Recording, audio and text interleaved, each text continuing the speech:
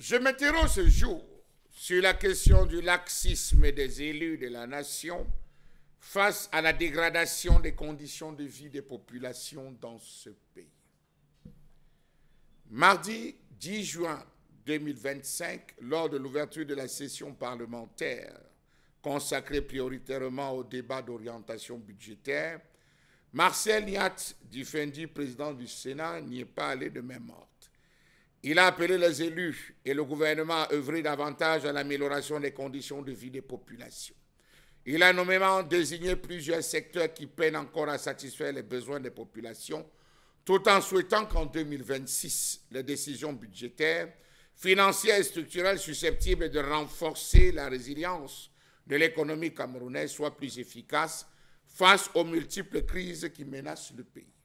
Il a déclaré, je cite, « Sans que cette évocation soit exhaustive, ces préoccupations concernent aussi un besoin accru en infrastructures de toutes sortes, l'amélioration de la couverture sanitaire ainsi que celle du système éducatif et de la formation professionnelle, sans perdre de vue la vie, la lutte contre la vie chère, l'accès généralisé à l'eau potable et une meilleure offre qualitative et quantitative en énergie. » Comment comprendre cette sortie du Sénat camerounais lorsqu'on sait que c'est depuis des années que le peuple se plaint de ses misères face à un Sénat budgétivore, face à une Assemblée nationale amorphe qui ne réagit littéralement pas. Depuis plusieurs semaines, le pays vit un stress permanent entre inflation, délestage continu, manque d'eau potable. La vie au Cameroun se corse davantage plutôt que d'aller dans le sens d'une amélioration. Toutes les promesses faites en 2010 ont lamentablement échoué. Toutes les promesses formulées en 2015-2018 ont été enterrées. On a coulé la dalle sur l'ensemble de ces promesses.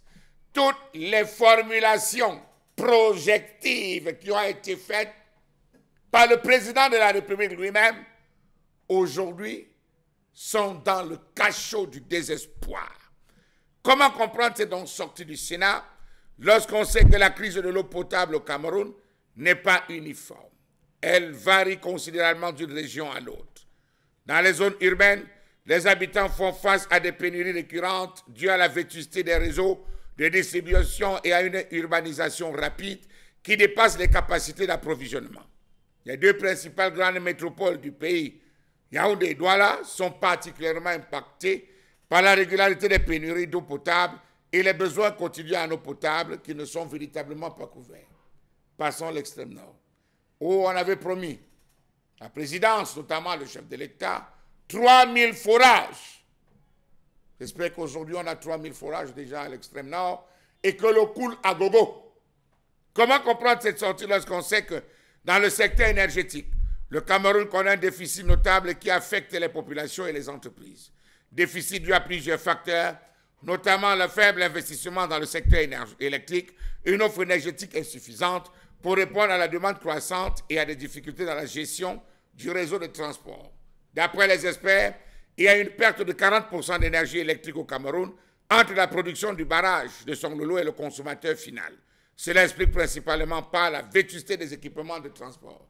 Permettez-moi de vous dire que le chef de l'État vient d'autoriser Alamine Ousmane May à procéder au contrat. Il va contracter un prêt, pardonnez-moi, de 129 milliards de francs CFA qui seront axés principalement dans l'appui, le renforcement du réseau électrique dans la ville de Douala. Bravo, on travaille. Chaque année, on fait des prêts pour le secteur énergétique, le secteur électrique qui n'avance pas. On nous parle du renforcement d'une troisième ligne haute tension qui s'étendra sur 55 km. Oui, c'est bien. Merci beaucoup pour ça. On a appris. Comment comprendre cette sortie lorsqu'on sait qu'au Cameroun, le budget alloué au secteur de l'éducation représente environ 3,3% du produit intérieur brut, contre 4 à 6% comme demandent les standards internationaux.